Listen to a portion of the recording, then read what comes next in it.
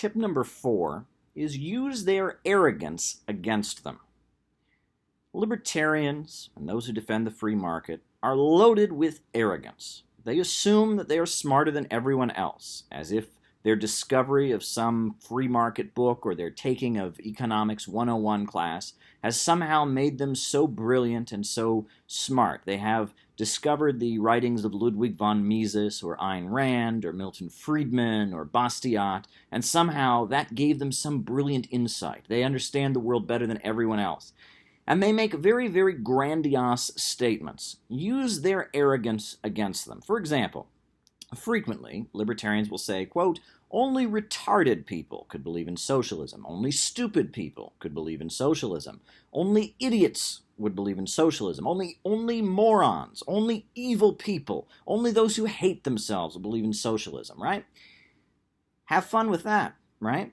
For example, Albert Einstein, the great physicist, published an essay in 1949 called Why Socialism, in which he defends the Marxist critique of capitalism and calls for a society in which the major centers of economic power are controlled by the people.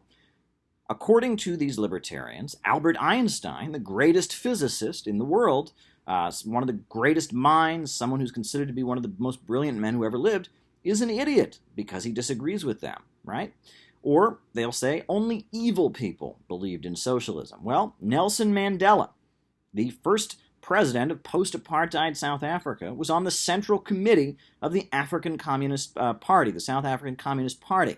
He was on the Central Committee. He was a communist and a friend of Fidel Castro. So, are they saying that Nelson Mandela was evil? Dr. Martin Luther King Jr.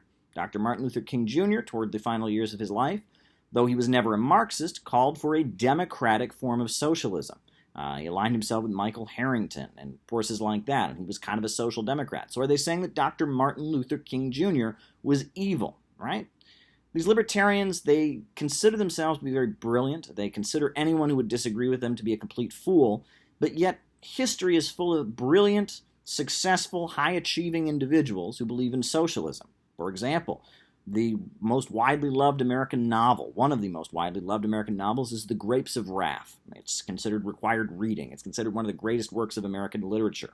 The author of this book is John Steinbeck, and John Steinbeck was a fellow traveler of the Communist Party during the 1930s. And in fact, The Grapes of Wrath book itself contains passages comparing Lenin and Marx to Jefferson, and it has very, very kind of radical statements in it. So are they saying that the author of The Grapes of Wrath is an idiot or is evil compared to them, right? The level of arrogance that they have, right? They assume that only someone who's a complete fool would believe in socialism. It never occurs to them those who believe in socialism might know something that they don't know, right? Use this arrogance against them.